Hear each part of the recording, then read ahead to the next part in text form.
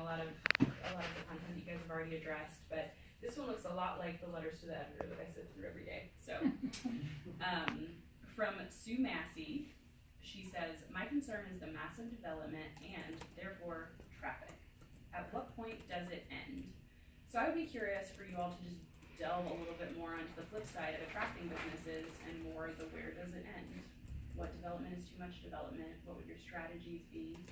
And you know, how hard of a line will you take on stopping bad development, as a lot of your constituents say? It comes down to planning, and it comes down to the fact that we have to have adequate infrastructure. But moreover, it comes down to reducing the number of vehicles that are on the road. We should have had a transit system, and we need a multimodal transit system that actually works, connects, and is on time. Which means that we're going to have to, at some point, make an investment into removing these cars and taking the carbon that is spewed forth out of the equation with multimodal direct funding source, and the fact that this is what is making life so miserable for everybody is traffic that has not been adequately planned for, and the lack of a multimodal system with greenways, bike paths, foot trails, and of course transit that works.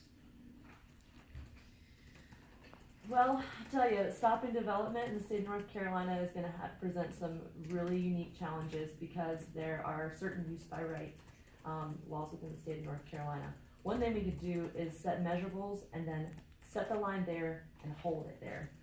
That's going to be the same thing that we're going to do if we're really going to diversify the kinds of jobs we're going to bring in, if we're going to say no to hotels.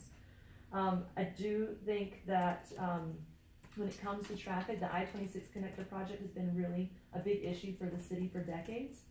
Serving on the city's multimodal transportation commission, I'm really concerned that the comprehensive plan, which is a 20-year visioning document for our city, has one sentence addressing the I-26 connector, and that is going to be a big issue for traffic. So I've called for more planning in our comprehensive planning. Transit, I agree with Dee, is also going to be a big factor in getting cars off the road. I've already mentioned throughout this campaign that it will have a positive impact on parking and traffic if we can increase the ridership for transit.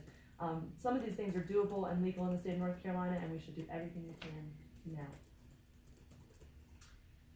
We are going to grow, and we need to be very creative in making sure that that's smart growth.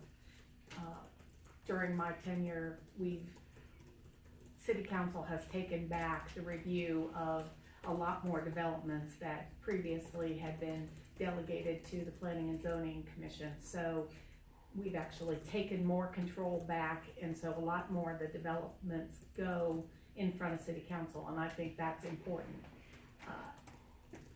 We have begun to use conditional zoning in a much more creative way, where we're asking developers to invest in the city, not just come in and take advantage of it, but actually invest in the city. And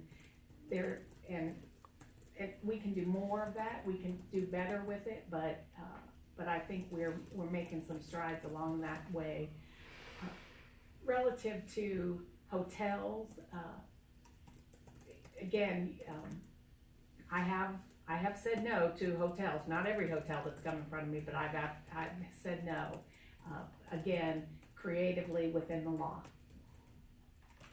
So what I've been calling for kind of throughout this, and what actually got me probably known more in Asheville, is dealing with development. What I've been calling for is really rational and responsible development policies. And to give you an example of what I mean by that, I could talk about two of the projects that I was involved in. So again, I live in South Asheville, live off Sweeten Creek Road. There was a proposal to put an apartment complex and commercial out parcels at the intersection of Mills Gap and Sweeten Creek Roads. Notoriously terrible. I'm not sure if Sue lives near there. She might.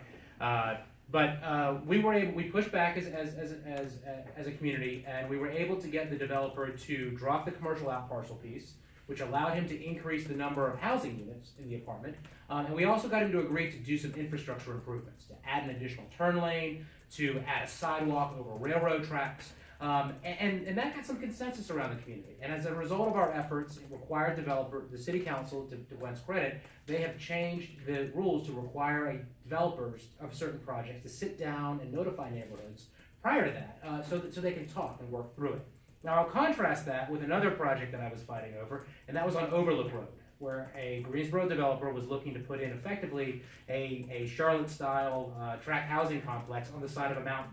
Would have required clear cutting 25 acres on almost a 23% steep slope on one of the notoriously worst and most dangerous streets in Asheville. And that was a situation where we actually had to push back, and the developer has dropped that. But I think that gives you some idea of what we're able to do and what we're able not to do here in Asheville. Like VJ, my initial foray into local politics was on development issues in West Asheville with the New Belgium development and a lot of other developments there. And I think one thing that was really interesting is I looked at the traffic study for the Mills Gap development that VJ mentioned earlier. And it said, this is true on the first page, it said the traffic on those streets was already so bad that the new development wouldn't make a significant difference. So I think looking at the ways that we require new developers to account for their traffic impact is really important. A lot of cities do what's called cumulative traffic impact analyses if there's a lot of projects happening in a really short time in an area. And I think looking at what's called the externalities of development. If you take development on its own rights, it's all equal. But if you look at the cost of what it's going to take to improve Sweeten Creek Road and Hendersonville Road and I-26 to handle bad and lazy and poorly planned development decisions, then that's really putting taxpayers on the hook for millions of dollars, even billions of dollars in the case of I-26, for what kind of development we allow and where. And that needs to be taken into consideration in our development decisions.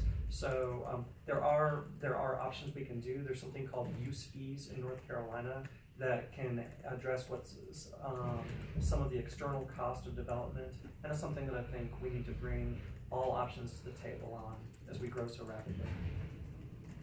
We're definitely growing very fast, and I see that City Council most recently denied a conditional use permit of a hotel that was going up at 192 Haywood Street. And I think we need to continue to hold development to that conditional use permitting. And when it comes down to the traffic that development or the use of a land space will incur, I think we also need to look within the 7 standards of that conditional use permit to make sure that in planning to develop that there is no traffic congestion or especially traffic congestion that we can't undo over time. And over time I mean by traffic lights and just the flow of traffic. But I think in denying conditional use permits, I think that does put us in the line of a lot of litigation, but I don't think a lot of people will push back, and I look forward to seeing Asheville appeal the denial of that a conditional permit where I don't think we actually won, but I think we're going the right direction with holding the standard.